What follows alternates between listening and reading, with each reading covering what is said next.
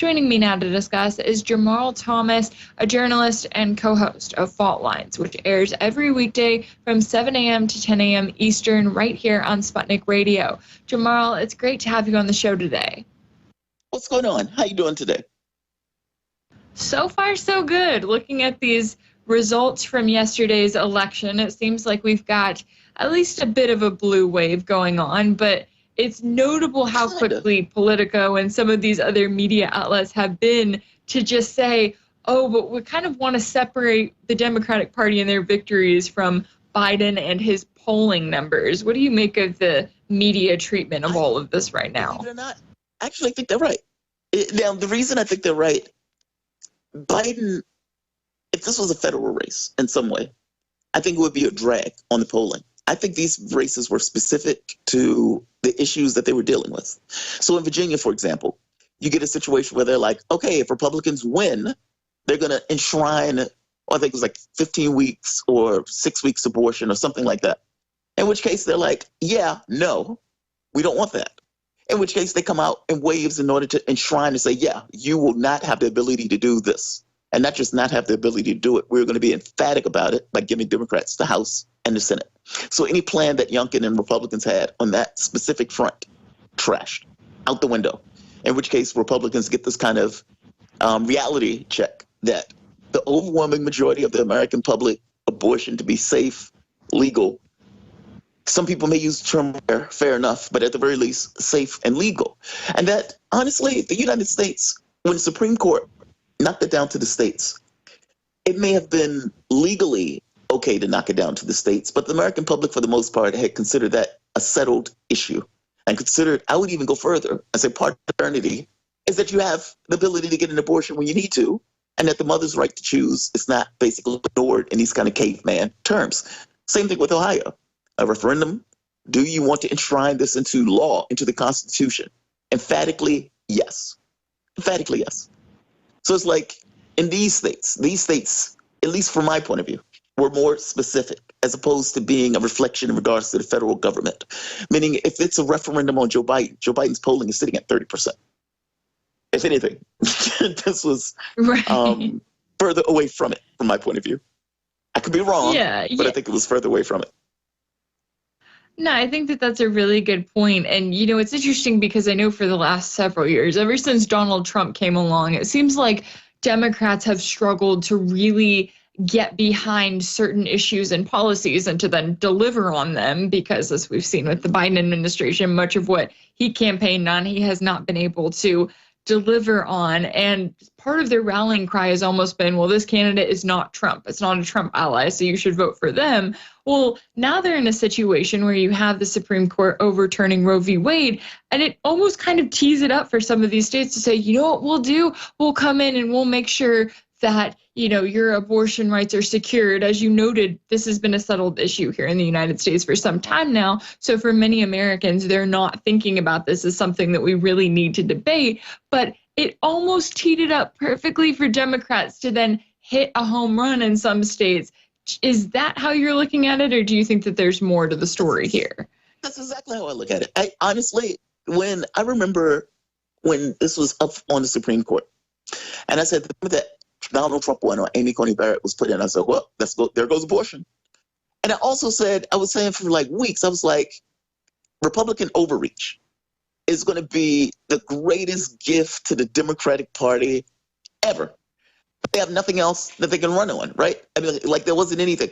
Joe Biden failed miserably in the things he was supposed to do. $15 an hour minimum wage. They got rid of it in a heartbeat. Universal, well, not universal health care, but at the very least, country federally mandated health care. Well, that's out the window.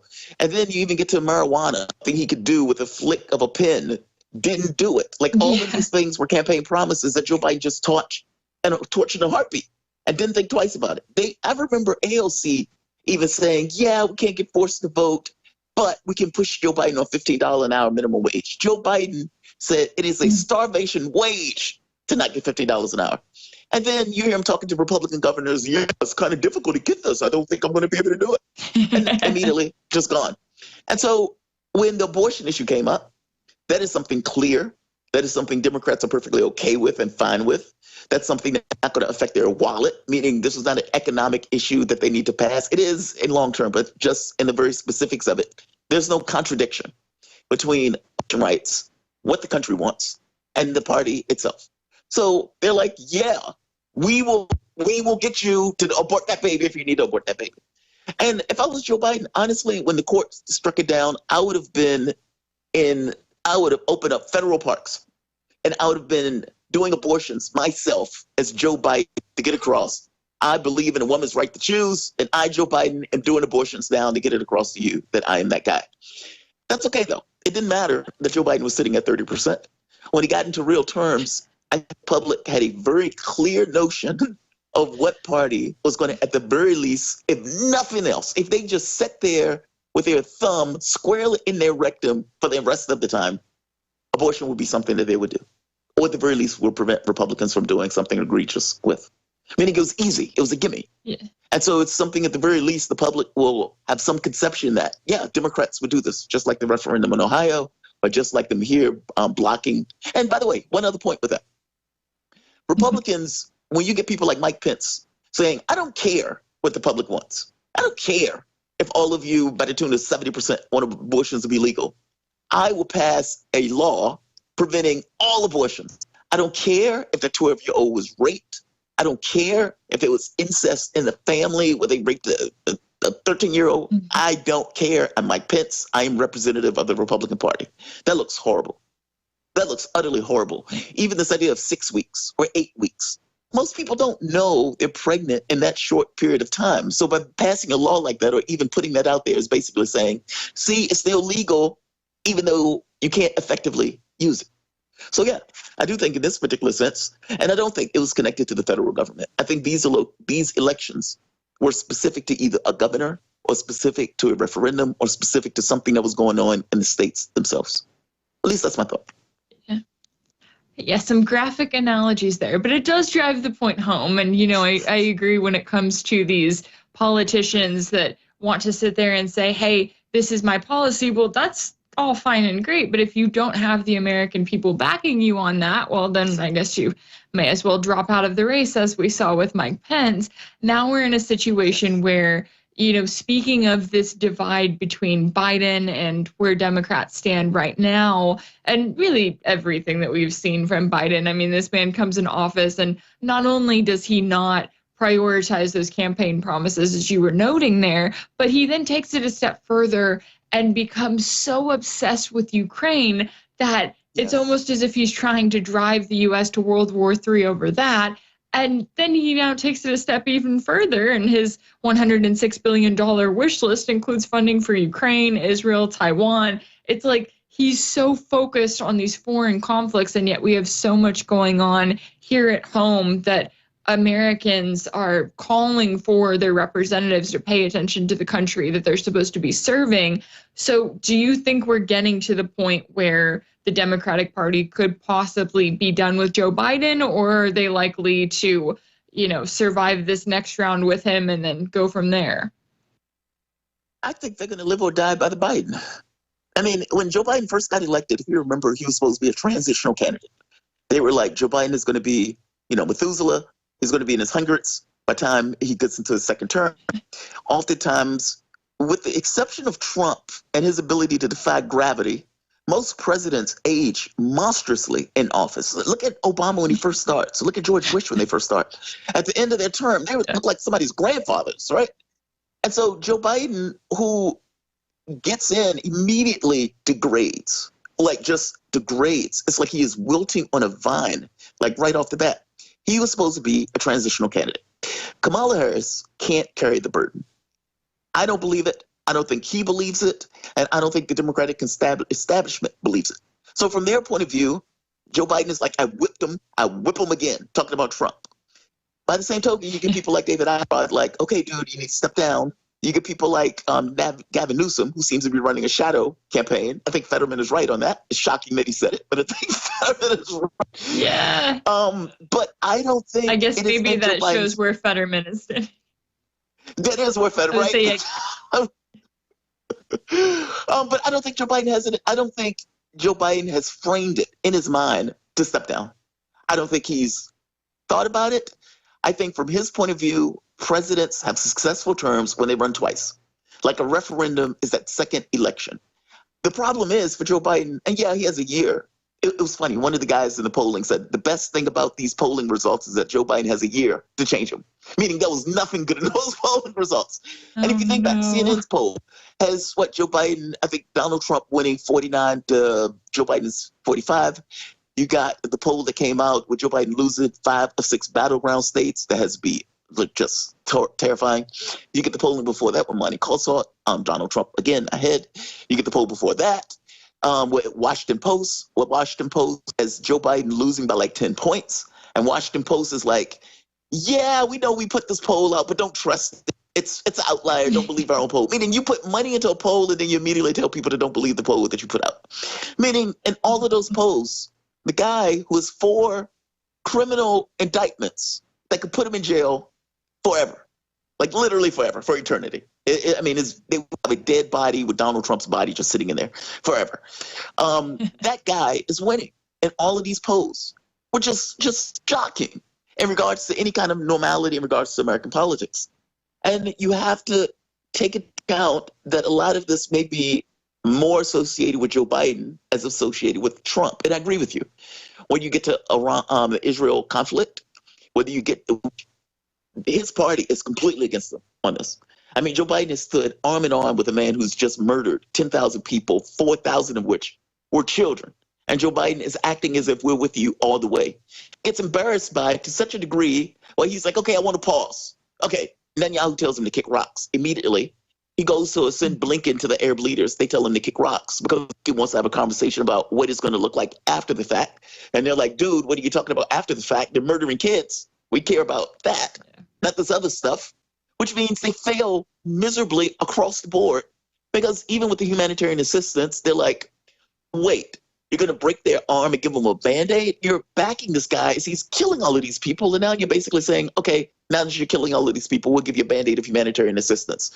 One of the trucks, by the way, which Israel also bombed, which is bringing water from Egypt or something to that effect. I guess I'm saying, whether you add in the Ukraine conflict, which Republicans are completely against, even though his party is more in favor of, even though the tide seems to be turning in regards to whether or not the public is okay with him giving just blank checks, none of this looks good for him. I mean, for God's sake, the government is about to be shut down in 9 days.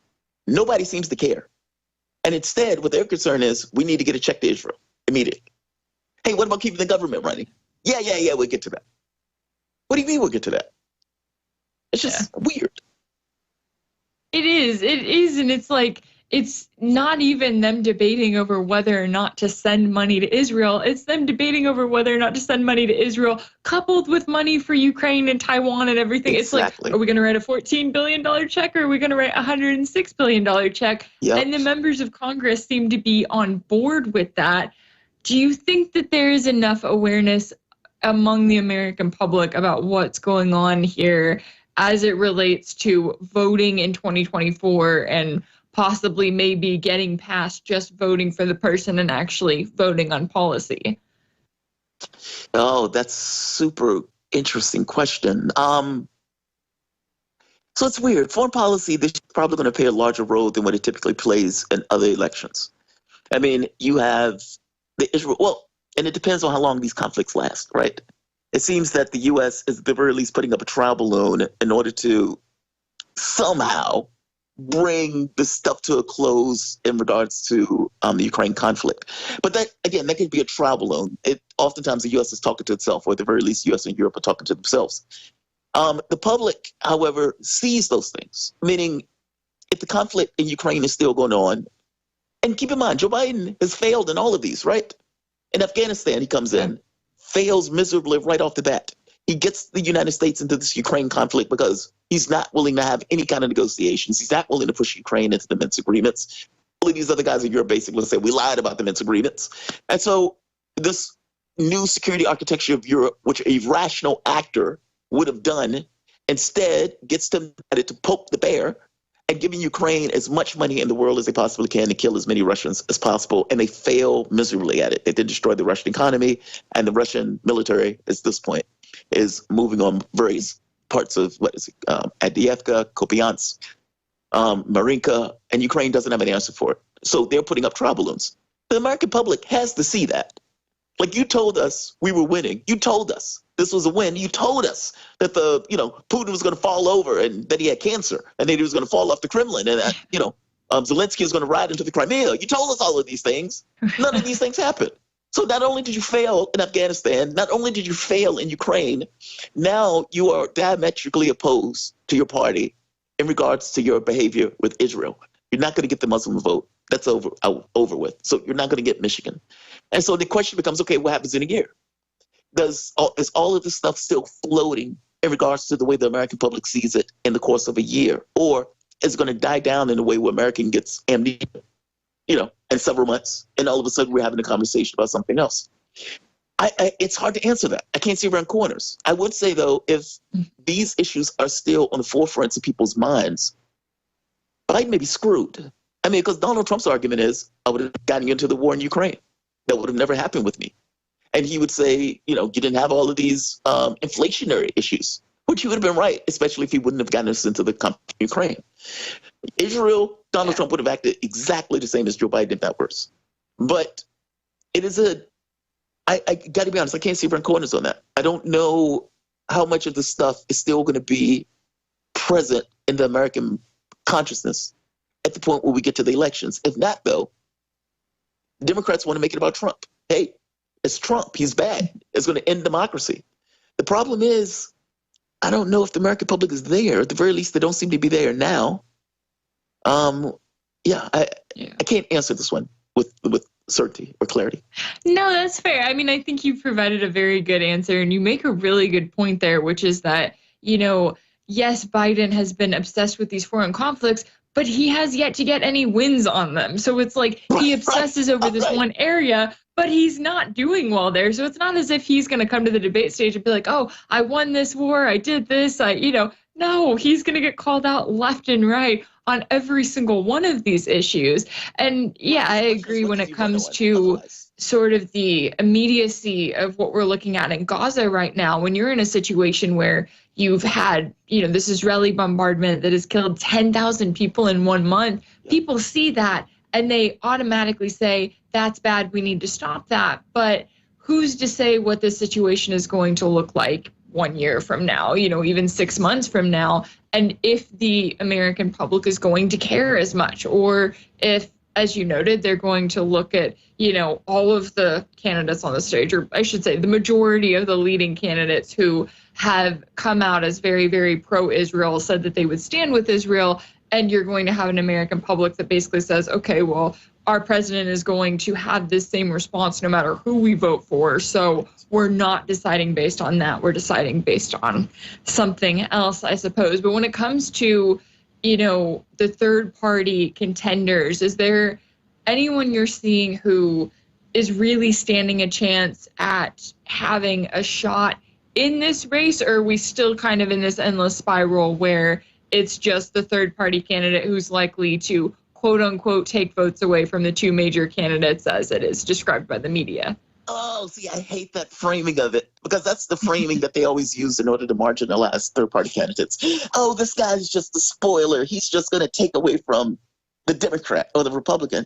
And I don't see it that way. I mean, from my point of view, all of these guys are just in political plays of their own. People should have the right to have their political ideas espoused in our politics, meaning this idea of somebody who, let's say, want Medicare for all.